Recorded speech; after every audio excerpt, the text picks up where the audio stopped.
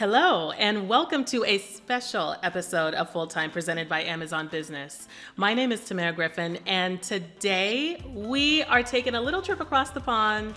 We're adding an OUR to things that normally end with an OR because we are talking England, the England women's national team, the Lionesses, as they prepare to compete and defend their title as European champions this summer in Switzerland at the Euros. As the tournament approaches, people are starting to wonder, is England in crisis? One person who doesn't think so is the head coach, Sarina Wiegman. We're going with this 23 to the Euros now, and I feel very comfortable with this team. I'm very happy with the team, and I'm very excited, and I'm looking forward to it. And for me, it doesn't feel as a crisis at all. That noise she's referring to is about 3 veteran Lioness players who made pretty shocking announcements of either retirement or withdrawal from the roster ahead of the Euros. Beginning with goalkeeper Mary Earps. She announced her retirement from international football after learning that she was not going to be Wiegman's #1 goalkeeper heading into the Euros. After that, midfielder Fran Kirby did the same after learning that she was not likely to make the roster of 23 players. And then there's defender and England vice captain Mille Bright, who said that she's just not there and not able to contribute 100% of herself physically or mentally for this tournament. Now, it's important to remember that Bright did undergo knee surgery shortly after making her announcement that she would be withdrawing her name from selection to the 23-player Lioness squad for the Euros. A lot to sift through, like I said. And in order to do that, I have invited 2 of my colleagues from The Athletic from across the pond, Feringa and Jacob Whitehead, who have been covering this team very closely, who are able to give us a much more vivid picture of how this news has rocked England so close to a major tournament. Like I said, they're defending their title. This is a lot of pressure. And to add on to it, these surprising changes to the roster raises a lot of concern. And so we're going to be sifting through that right after the break. I am thrilled to be joined by 2 of my colleagues from The Athletic across the pond to dig into what's going on with the Lionesses as we head into this Euros. First, she knows her Auburn from her Aberystwyth, Megan Feringa. Megan, how are you doing? I'm good. That was great. You did really well. That was pronunciation perfect. I was channeling so much energy toward that. So I appreciate you saying that. And also, a man that you can find hiking up a hill or making soup. I have lots of questions about the latter, especially. Jacob Whitehead. Jacob, thank you for joining the show. How are you doing? I'm good. What questions do you have about soup? So many. And if we didn't have so many juicy things to get into, I would ask all of them. But I'll start with an easy one. What right now, seasonally, is your favorite soup to make? It's summer, so what I've been doing is throwing a lot of green veg together, like some spinach, peas, broccoli, but then just because it's summer, like throw a little bit of pesto in at the end and stir it through. I made carrot soup for last night because it's the only leftovers I have in. Bit of miso in there, and it didn't really come off. So, but that's human error. But what I like about both of those is how colorful they are. Some are colorful, but you're still getting your fibrous veggies. Love that. I feel like you could maybe moonlight as a soup influencer.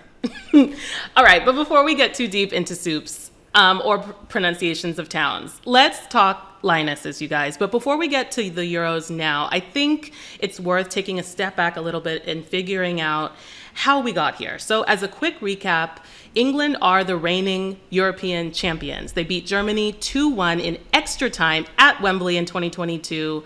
It was probably, and forgive my Americanizing of this moment, but it was so close in terms of vibe, in terms of impact, in terms of history to the 1999 Women's World Cup that the US won, in terms of impact, in terms of stars being born. Chloe Kelly with her sports bra moment, right? Megan, I'm going to start with you. When you think about that moment to now, 2022, heading into the Euros now, what do you think has changed for the Lionesses? What stands out to you the most? Everything. I think the perception of women's football is so different. I moved over to the UK like about 2 to 3 years before the Euros, and it was definitely a kind of a different world in which like the average individual would know about women's football. It was more of a niche rather than sort of a general thing that you'd see on like the daily sports podcast or the daily sports news. So for me, that was the biggest thing. It became much more mainstream and became much more respected.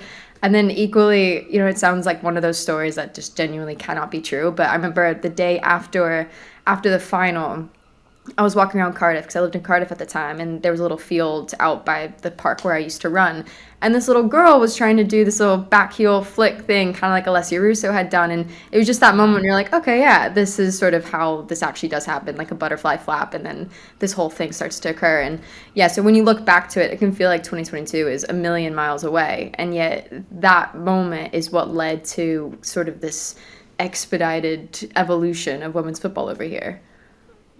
Yeah, that heel flick was sort of paradigm shifting. Maybe it's recency bias for me, but I feel like I saw so many more back heels after Alessia Russo's in that tournament. Jacob, of course, in between the Euros and then and now was a World Cup. Many opportunities for Lionesses head coach Sarina Wiegman to show what she's about, to show what her short and long-term plans have been for assembling a team for these major international tournaments. I know you were following the Lionesses during the World Cup as well. My question to you is, how have you seen Wiegman change over the years between that 2022 Euros and this one that we're heading into? In lots of ways, I don't actually think her personality has massively changed. We just have more exposure to her in a way. I mean, it's so interesting that World Cup came so quickly on the heels of the Euros. It's not fair to call them one tournament, but kind of very much one kind of seeped into the other. You had the retirement, I guess, of Jill Scott and Ellen White, but apart from that, it was pretty similar teams who went in. They were going on similar vibes. They're still kind of on a high and riding that, and largely it meant that even though they didn't like play super well for long parts of that World Cup, they were winning games, they're getting to the final, the vibes were really good. So I don't think her personality has massively changed. She's earned the right to be resolute. Like, you know, she's going for her third straight Euros win. I think, top of my head, in her last 4 major tournaments, the only 2 games she's lost will have been World Cup finals, which is a remarkable record. You could argue potentially in the most recent World Cup, she did change a bit in that she tinkered far more than she has probably in her previous 3 major tournaments combined. There's a major change of formation ahead of the China game. She changed personnel a bit, but like, it's more variance on the edge of the squad. I think this is still very much the same person who knows what she's about and has the track record to back that up. And just sticking with the 2023 World Cup, Jacob, I know that you follow the team closely. What would you say you remember the most about the team as a whole? Because from my vantage point, I was also at the World Cup in Australia the whole time and not following the Lionesses. But from what I saw from the outside, in terms of the team and the vibe and the energy, it seemed, if we were only judging by that it was clear that they were going to make it to the finals. And of course, we're going to get into team chemistry, energy, vibes going into the Euros. But what do you remember most in that regard from the 2023 World Cup? Yeah, I mean, like, lots of it weirdly is off-field stuff. I mean, there's also disruption before that tournament. Like, there's the bonuses row, but I guess what was different there was that this was a team who were totally on one page. They were all together putting out that statement addressing the FA. They still kind of, I guess, had all of this ability where they knew they could get through tight games. They'd done it throughout the Euros, and it then meant when they struggled in games, for example, against Nigeria, they knew that they could come out the other side. Like, arguably, they're kind of possibly only the fourth or fifth best team in that tournament in terms of performances alone. Like, I'd say Spain and Japan definitely looked better, arguably the US team, Sweden, but like, they just had this togetherness where they rallied around these mini issues, such as Kira Walsh got injured as well, and they adapted to that really well. They're really composed defensively. Exactly. Yeah. And it was that composure, I guess, they had would be the main thing of how they dealt with those sort of waves of fortune and just were able to go through it. I mean, defensively so sound. And I think Greenwood was probably up there as a player of the tournament as well. I almost forgot about the Walsh injury mid-tournament. It feels like forever ago, but we are definitely going to come back to Kira Walsh because she is, I think, going to be key again, surprise, surprise, going into this Euros. Megan, now we're sort of putting the pin in the 2023 World Cup and moving forward to this Euros. What, for you, are some of the key transitions that have happened within the Lionesses squad from the World Cup to now? I mean, really, it's kind of more like the recency bias of what is she going to do without Mille Bright for the upcoming tournament, Mary Earps for the upcoming tournament. Like, if you look at who she started in lots of those sort of games in the final, it's the same number. I think it's what, 7 or 8 players from that World Cup final are still probably going to be in the squad heading into this. So realistically, that's not a massive turnover. I mean, Rachel Daly retired, but then someone sort of stepped up straight into her place, and Daly wasn't really starting all the time. That was one of the reasons that she did decide to retire. So I actually haven't seen that many personnel changes, but it has been nice to see her bring in some new faces to kind of like try to make their mark. So someone like, you know, Jess Park or Aggie Beaver-Jones especially, I think she's been phenomenal over the last 12 months, you know, scoring a hat-trick at Wembley. Not many people have ever done that, so for her to go and do it is really special.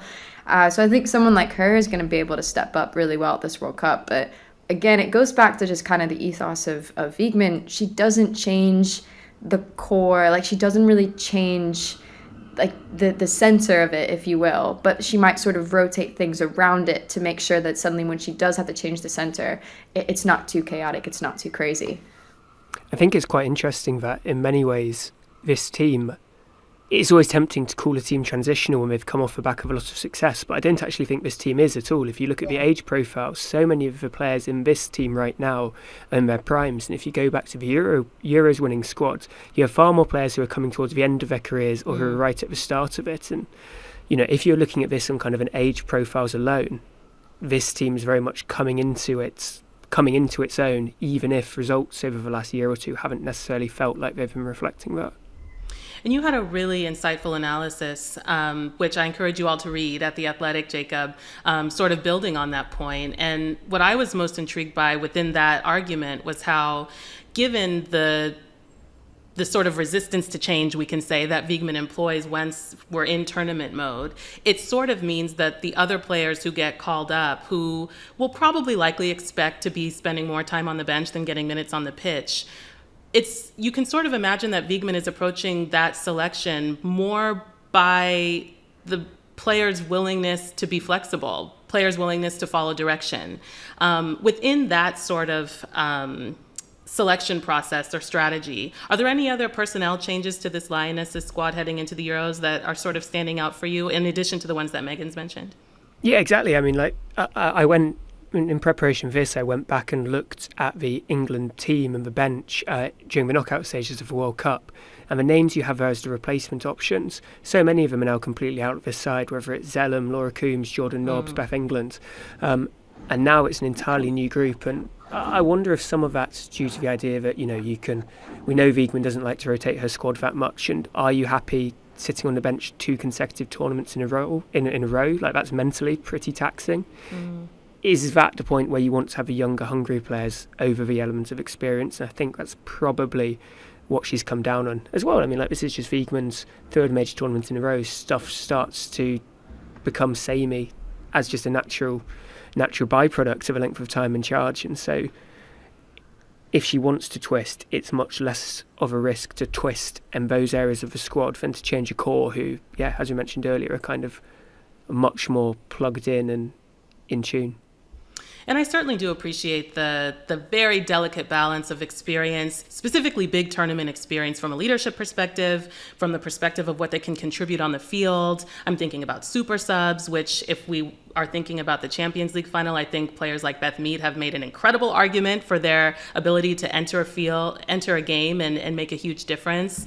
But of course, Megan, you mentioned already recency bias, and who among us can really extricate ourselves from that? Because a lot has been going on with this squad. But given that, do you think, Megan, that the perception of Sarina Wiegman, yes, with the sparkling CV, of course, but also now with these shocking and very last-minute withdrawals from the Lionesses squad from these veteran players, do you think that the perception around her has changed in recent weeks? I think everyone always kind of knew she was ruthless. Like, she's had a reputation as just being like, well, I'm going to say what I want. She's honest. She's very, very forthright. And I think a lot of what's happened is sort of a consequence of that. I think the perception of her potentially is just there's more scrutiny. So I think the perception will change depending on what happens at the Euros. It's sort of all dependent on whether this, I don't want to call it a gamble because it's not a gamble. She's made a decision and so have the players. That's it. But whether or not this like actually impacts their performances, if England go out, say in the group stages or go out in the knockout rounds before they make it to a semi-final, yeah, I think the perception of Wiegman is going to be, you've made a mistake, you shouldn't have done that. But let's just say that they make it to a final. This is where football is just like so funny. Like people are going to think that this was the most amazing thing that she could have done. So it is sort of all hanging in the balance. And that's why I've found it kind of funny. People have already come out with their opinions and have said, I'm either team Wiegman or I'm against being Wiegman. It's like, we just haven't seen what is going to happen. Like what are the results of this? It's really difficult to predict. But I think kind of going back to what Jacob had said earlier, Wiegman is who she is and she's not going to stray away from that. And I think that's quite something too when you consider the power that women's footballers are having, especially at the top of the game. Like they're very clued in with their social media presence. Fans really do start to worship them. And so, you know, for Wiegman to stand up and say, I'm making this decision and it's probably going to make a lot of people mad, I find that to be like quite a brave decision to make on her part. And yeah, the perception's ultimately going to be made once the tournament gets rolling. I agree. One final question for the two of you before we take a quick break. Given these recent withdrawals and departures of key players, whether that meant on the field or off, do you think that, of course, the Lionesses coming into this tournament are already facing a ton of pressure as reigning European champions? Do you think that these roster changes have added even more to that pressure and expectation that they succeed, given what you were just saying, Megan, about Wiegman never really shying away from her ruthlessness, never shying away from these direct and difficult conversations? Do you think, and especially as people who are much closer to the action than me, has the perception in terms of the expectation of this team shifted at all based on these recent withdrawals? I'll start with you, Jacob, but I want to hear from both of you on this one. I think it'd be a lot easier for Wiegman if there had been more of a signature result since the World Cup. I think England, although they might have had big wins against slightly poorer opposition, I sort of struggle to think of a time where they've actually looked really good against another top nation. And if she had that more recent show that, you know, if this is still an England team at the top of their powers, then I think she could be justified in a lot more of her decisions. And this isn't to say like, oh, she should be under loads of pressure. It just makes these sorts of things easier because it's far more simple to cast this in a sort of, this is an England team who are on a slight downturn rather than have they're on the uplift and this is an actual phasing over of the squad. Yeah, I think too. I mean, England are always going to be heavily scrutinized. That's sort of the prerogative that comes with being England. A little bit like with the US. You know, US going to a major tournament, expectations are high, no matter what the surrounding circumstances are. And I think that's also a privilege for England too. You know, going into the Euros, maybe that scrutiny and those expectations weren't as high. Now they are that high, but that is what comes with being England. And yeah, I think these things probably do add a little bit of, I'd say, outside pressure. I bet you, like, internally, players do find it weird. They've also kind of said that this is kind of a strange period for all of them. But, yeah, I mean, you probably have to, like, get in there as a little fly and figure out in the changing room how things are going and what players really do think about it all. But, you know, in football, they've all had experience of players suddenly leaving in the middle of a season, in the middle of whatever. Like, this isn't something that's totally new to them. So again, maybe having a major tournament forcing them all to just get on with it could actually be a blessing and bond through that. I can see that. Thank you both for your insights. We're going to take a quick break, and when we come back, we're going to get into the now and what we're making of this England squad given these recent departures heading into the Euros. Okay, we've set the table. Now let's eat. The question is, are England in crisis heading into this Euros? Jacob, I'm going to start with you. What do you think about that question? It's interesting because I think Sarina Wiegman has been notably spiky about any suggestions at this being the case. And some of this happened after England games where she'd said, you know, she almost didn't want to compliment people like Mille Bright on her or Mary Earps on their England careers, sort of knowing that, which kind of felt like a little bit of a snub, to be honest, and sort of showed that she was pretty frustrated. And at the start of the most recent press conference announcing the Euros squad, I think it was notable that she was in a much more conciliatory mood. Like she praised what they'd done over the years. She was much more smiley, open in her body language. There wasn't any folded arms. And gradually, as the questions went on, because she was getting far more about the players not in the squad than in the squad, you started to see that frustration re-emerge, kind of very short staccato statements. At one point, a journalist said, how can you show that some people would say that England are in crisis? Is that the case? And she replied by saying, that is not the case. Staccato, repeating it back to the journalist, and then explained that to her it didn't feel like a crisis at all. And maybe that is because she's sort of dealt with issues before, but I don't know, is it kind of a trait that this disruption has come to her teams before tournaments? Then again, it's also a pattern that she's generally always gotten over that disruption before tournaments. So in a way, her frustration, I think, is born from an element of, why am I getting these questions? It's not a big thing in my head, therefore it shouldn't be in your head. I've shown before that I can deal with this sort of natural disruption. Stop this and ask me about Mille Bright. Fair enough, because I too want to know more about Mille Bright. Megan, Jacob is using this distinction sort of between crisis and disruption. And when I think of the latter, I'm reminded that women's football is sort of always in a state of disruption, just especially with England, given the ban, given how much they had to bounce back from. But do you think that the term crisis is the right designation for this moment right now? I personally don't, but I've also found that it's always a crisis with England. The 2023 World Cup, when England were getting through games and reaching to like far into the knockouts and eventually getting to a final.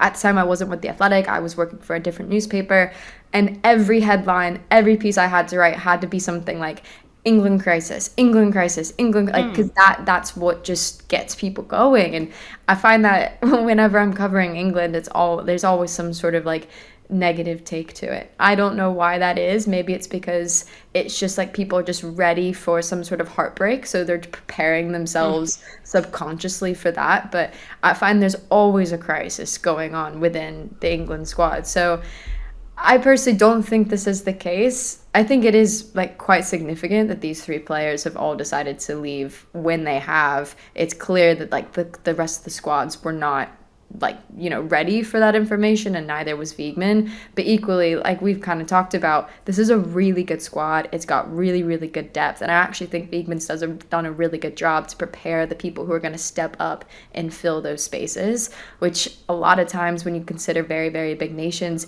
that isn't always the case, and that is sometimes where a downfall is. But I think England are going to be able to fill those gaps really well.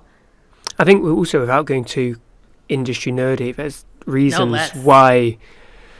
I think at major tournaments you have a press pack who normally cover England women, and then at major tournaments you often have a press pack who often cover the England men, who are far more used to sort of, in a way, trying to dig for dirt or have stuff go wrong a much more, and kind of apply that method of reporting sometimes to the England women's team, which can sort of lead to a much more negative tone than might have been in place before, or which might actually be justified by the actual results which had been in play before. And obviously that can be inevitably a source of tension for some of the England coaching staff, media team, and I guess the players themselves. Let's sort of stick with that a little bit and look at the dressing room. Without Mary Earps, without Mille Bright, without Fran Kirby, Jacob, who, when you look at the roster going into the Euros, are there any names that you think will be sort of emerging or shifting into a newer role as leaders with the absence of those three? I think the interesting one for me is, it's not a new name because she's very clearly been involved in this before, but I think Leah Williamson is now like, this is very much her team, as in, especially with no Mille Bright, who would be alongside her the whole time and obviously captained England at the last World Cup. There are far fewer senior leadership figures around her. For example, like in the Euros, obviously you had Jill Scott, Ellen White. Same at the World Cup. You had other names. Now this is very much, I think, the burden on her, and you maybe start to have players who were more, more peripheral is not the right word, but you start to have players like Kira Walsh and Alessia Rousseau who haven't necessarily always been the culture setters before, but who are the younger players emerging into the team, who are now very much have that sort of dressing room burden placed on them. You've been a part of a successful England side now under Sarina Wiegman. Now it's your time to help other younger players transition into that sort of role. Yeah, and the nice thing about Leah being at the back, we haven't even mentioned the goalkeeper situation outside of Mary Earps, but having Leah as that sort of leadership figure that's kind of emerging or sole leadership figure, as you said, Jacob, I think can be especially helpful given Hannah Hampton's still relative inexperience, especially in these big tournaments. Megan, what's sort of been the conversation like in the UK around not just Mary Earps leaving the squad, but the very, very low level of experience with these goalkeepers at the back? I mean, Anna Morehouse and Chiara Keating, neither one of them have caps for England going into the huge tournament. Yeah, and all three of them haven't actually played at a major tournament. So there's no major tournament experience. And it's such a cliche to be like, oh, major tournaments, they're different than just like, qualifying or competitive games. But they are. Like, that pressure is different. It's playing in front of a different crowd. Like, the whole thing is very, very different. That said, Hannah Hampton has played for Chelsea all season, which is, they're playing at the top level. She's played across 4 different competitions. They've won 3 of them. She has experienced heartbreak. So, like, she's got that level of experience, which I think is really important. And this conversation about, okay, is it going to be Earps or Hampton, that's been going on for probably the last 12 months, like really leading up to this. Retirements was not the conversation everyone was talking about. The conversation was, okay, who's going to be the number 1? And I think Hannah Hampton actually made a really good argument to take potentially Earps' shirt. The problem with that is that you could always argue that Mary Earps never really made a mistake in the England shirt, so does that warrant her losing it? But again, this goes down to what Wiegman wants, and she sees a lot in Hannah Hampton, and Hannah Hampton definitely has a lot of qualities on the pitch that work well. So I think people are still kind of nervous because you don't really know what you're going to get. Hampton has had moments where she's had a few mistakes. She's jumped at things maybe she shouldn't have, or hasn't come off her line fast enough, or has come off her line almost too quick. And then you're like, oh gosh, like that's probably not what you should have done. But again, that's what, you have to have that experience. You have to make those mistakes in order to then not make them, obviously, on a massive stage. So maybe she's made the mistakes and now she'll be ready at the major tournament. We don't really know. I think people are sort of waiting to see. I don't think you really can cast the judgment yet because, like you say, she doesn't have experience in a major tournament. So realistically, no one knows what's going to happen. And a large part of the reaction has just been, I think, surprise from lots of the more casual fans because obviously this debate's been happening over the last 12 months, but off-pitch Earps has become such a sort of cultural icon, I guess, in terms of she won Sports Personality of the Year, which was, I think, massive, like first female footballer, I think, to ever win it, off the top of my head. Her speaking out against Nike about the goalkeeper shirts. Exactly. I mean, like the BBC had made a big documentary about her, sort of, which was meant to go out a few days after she ended up retiring from international duty. If it hadn't done that for any other player in the squad, I mean, if you could compare her to a player, I don't know, like whose profile is a bit lower, such as Lauren Hemp, who played in the last couple of, who started in both of the last 2 tournaments, and it's night and day really. And I can't think of an example where a player with that much cultural capital has been dispensed with what feels like externally so quickly, even if it had been brewing for much longer. Yeah, and coming from a U.S. perspective, I think that was one of the more shocking aspects because, of course, in addition to the sporting side of tournaments like this, the marketing and business opportunities are massive, especially for reigning European champions. The opportunity to build on that, obviously while defending the title, can spell sort of life-changing trajectories for these players if they're successful. Megan, when you look at this roster, who do you think is going to be the key player, if you had to identify one, to the Lionesses' success? Lots of S's. I think Greenwood coming back is huge. I really do. Like Jacob had mentioned, 2023 World Cup, she was the star. Like, she was everything for England. I think that is incredibly important to have her back. And then, again, alongside Lee Williamson, who's had probably like a really great end to the season with Arsenal. Alessia Rousseau has been fantastic. I think if James can be fit, personally, we need to talk about James for sure. That's my player. I think when she's on the ball, when she plays for England, England look different. They don't look like a team that is stoppable. They just there's a magic to it, and it's amazing. It's like watching paper get lit by fire and just like watching the whole thing just burn up. It's incredible. But unfortunately, like, she just hasn't been able to keep her fitness up. So yeah, and then obviously the other one, I'm like going through basically the whole squad. I'm so sorry. This is not the answer. Bend the rules, it's fine. But then again, like the 2023 World Cup, when Keira Walsh had that sort of that scary moment of, okay, are we going to suddenly lose Keira Walsh? The big question sort of haunting England was, how do you replace her? And I actually still don't think England have really answered that question personally. Grace Clinton is great, not same player, not same profile. So that would be I think Walsh still, kind of to go back to a cliche, she is probably still the player England are most, like, they're probably most important player. And then I'd probably put Greenwood next. And then I'd put the attacking players. But Walsh and Greenwood, yeah, you can't really replace them.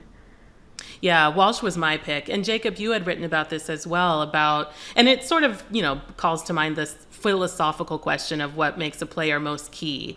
In Walsh's case, I think part of what makes her so vital is her irreplaceability. And Jacob, you had mentioned that might partly be due to England historically not necessarily being able to consistently produce this caliber of number sixes.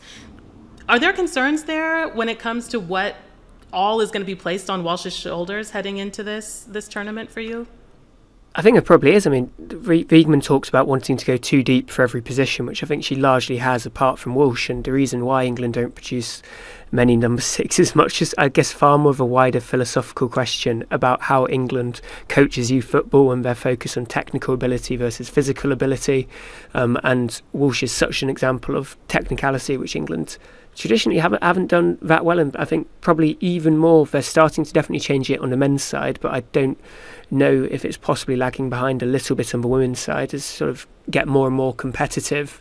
I'm sorry to go off on a slight tangent. Obviously, there's been loads of tangents. There's been so much good investment in women's academy football, but there's always a danger when that starts to happen that results at academy level get prioritised over individual player development. As the money starts to go in, the pathways start to become clear, and winning at academy level isn't necessarily the thing which actually produces the best players. It's challenging them and putting them in uncomfortable situations. That's how you produce your Keira Walshes, and whether England's explosion as a women's football nation is actually matching with that player development is something which will be interesting to see with the next generation. But anyway, that's a long way to say that I think that Keira Walsh is England's most important player as well.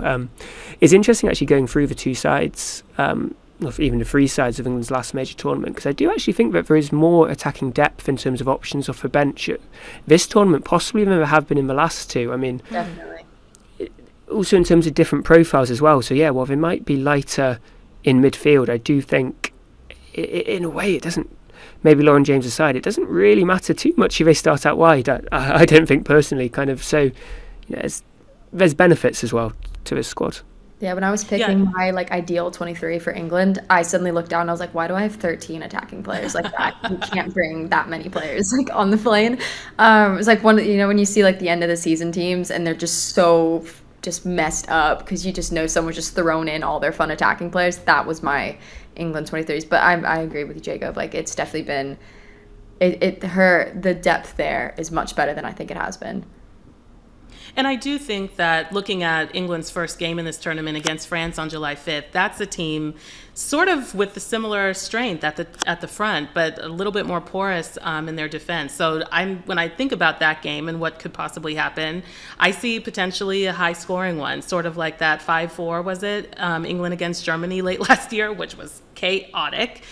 There is something to be said about as long as you can outscore the opponent, you might be good. But with that game, second to last question, because Megan, we have to talk about Wales. Of course, I would be remiss if I didn't ask you about Wales. But before we get there, England and France on July 5th. This question is for both of you. I'll start with you, Megan. What is going to be the biggest question, I think, for the Lionesses heading into that game in order to set the tone for the tournament? It's just that. How do you set the tone? I find sometimes that first game can be so weird. I remember thinking back to the first game of this just calendar year for all the international breaks. I'm not sure if y'all kind of remember, but every team was terrible. It was kind of comically funny. Like you look at, so England were drawing 1-1 with Portugal, and then suddenly you saw Spain and they were acting weird. And then you had sort of like Wales's results not kind of going along, and suddenly you just realized like people weren't ready. This was just the first game of the international break cycle, and teams were suddenly just like getting their groove in. Yeah, and I'm curious kind of how that's going to happen. This is a massive game for England. I'd say England and France are probably, my Dutch friends are going to hate me for saying this, they're probably the strongest two teams in this group. So if one of them manages to get over the other one, or if, let's say, both of them drop points, they just end up getting a draw, that opens the door for the other two. So for me, this is the biggest game for England, is this first one.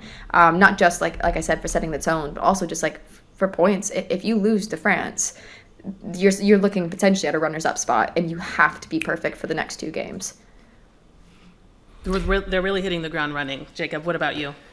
I think my main worry is, we spoke about how great the attackers are, and you mentioned there's a lot to be said for outscoring the opposition. I mean, sorry to be a bit of a Debbie Downer, but it's the defence. It's really boring, but that's what wins tournaments. Like at the last World Cup, I think until the quarterfinal against Colombia, England had only conceded 1 goal in their previous 4 games, and that was, I think, like a consolation in the 6-1 win against China. And I don't know if England are quite at that level, and that's why, I mean, of the players who withdrew, Mille Bright was arguably the only guaranteed starter, and I mean, even that sort of came with question marks given sort of her physical sort of condition. But if England get taken apart by a hugely talented France team, I just am concerned for what that would mean for the rest of their tournament going forwards in terms of having that resoluteness. Yeah, it could set a really, really significant tone, and especially given what we've been talking about throughout this podcast about the morale of the team and the need to sort of unite around this moment. I think to get that result against France would do wonders in that regard. But as promised, Megan, we got to talk about Wales. I have this thing where I like to sort of play on the expected fill in the blank data categorization. So instead of expected goals and expected assists, let's say in terms of Wales, ex-bully. Like, what is the bullying factor? To what extent do you see Wales being a bully, crushing dreams? You were talking about if, for example, England were not to get... I thought this was going to be a question of how they were going to get bullied, and I was like, oh, I don't know. I thought it was about XL bullies. So. No, I'm thinking of Wales as the bullies. As the ones who can like sort of usurp an expectation or crush dreams. Because as you said, for example, if England were to not get the result against France, then that means the next 2 games have to be perfect. And I feel like those are the kind of games that teams like Wales low-key sort of like thirst for, because it's that much more of an opportunity to, if they can't advance, keep someone else from doing it. So in your opinion, what is Wales's ex-bullying factor looking like heading into this Euros? It's definitely a premise that they thirst for. Like, I know lots of my friends who are Wales fans are sort of craving the opportunity to, the idea of going far in this tournament. People are sort of saying how great it would be, a repeat of Euro 2016. But there is also kind of a tongue-in-cheek way of doing it, because ultimately Wales got drawn into probably the worst group they could have done. I was out in Switzerland when they were doing the draw, and as England got into it, and then you saw France, I was like, this is gonna be Wales. Like, that's gotta be it. No other way to go to your first major tournament than to get into the worst possible group. That said, though, Wales actually have never beaten England. Their best result against England was, God, I'm gonna miss the date on this, but it was a 1-1 draw. It was a huge moment for Welsh football, and at the moment, that was probably Welsh women's football's biggest triumph. At the time, all of the players, barring Jess Fishlock and Sophie Ingle, were semi-professional players. One of them was a plumber, studying to be a plumber. And then you had England, who were all professional, all playing in the England setup, like this crazy good team. And Wales went and got this 1-1 draw against them. So that, at that time, was their best ever result. The idea of them influencing this group is hugely just like... It's such a pull for Wales players, Wales fans, Wales coaching staff. They want to be that team that influences someone else's tournament. I don't know datically how you would measure bullying. I don't. I think there's it's vibes. I think there's a potential for them to get at least one really, really good draw. The Netherlands have not been great. I'm going to say they've been very inconsistent. They haven't been great. And Wales, to their credit though, Wales have not been great. They just got thrashed 4-1 by Italy, and probably the worst first half performance I've seen of them in like the last 12 months. But again, that first game, if you set the tone right, if you play right and you play to your strengths, but also be a little more pragmatic, I think Wales could do something. And I think one team is going to slip up against them. Don't keep that as a receipt, though, because if it doesn't happen, I don't need that going out anywhere. The receipts will self-destruct before the start of the tournament. But there's also things like goal differential, so many like more minor ways that they can influence these things. I'm with you, and I am all for bullies in these big tournaments. They keep things interesting.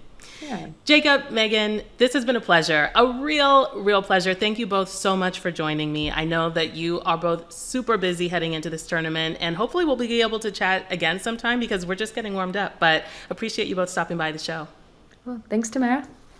Sweet, enjoyed that. Thank you. I don't know about you, but if you weren't already planning to follow the Euros, hopefully that episode gave you the final push that you needed, because it is going to be wild. If all of this drama has happened already, what do you think is going to happen once the tournament starts on July 2nd? And if you are new to this tournament, don't worry, we will have you covered with a full tournament preview that drops the week before the Euros starts, so you're all covered. If you can't get enough women's sports, though, first of all, I will be the last to blame you. Second of all, Yahoo Sports has partnered with The Athletic to deliver the best coverage of women's sports that you'll find. Make sure that you give them a look at the Women's Sports Hub. Go to sports.yahoo.com/women-sports to check out not only women's soccer, but women's hoops. Everywhere that women are playing sports, there will be a story for you there on that Yahoo platform. Thank you so much for listening. My name is Tamerra Griffin. This is Full Time. Thank you also, special thank you to our guests, Megan Feringa and Jacob Whitehead, who took time out of what is got to be a busy moment in the lead up to this tournament to shed some light about what we can expect of this Lioness squad as they look to defend their European title. If you need me, you'll probably find me pouring through this roster again, wringing every bit of meaning that I can out of it on Instagram and Blue Sky. This show is not possible without our podcast producer, Theo Lloyd-Hughes, our video producer, Leah Griffin, and our executive producer, Emily Olson. Thank you so much for listening. It's taking everything in me not to say a British goodbye. And we'll see you next time.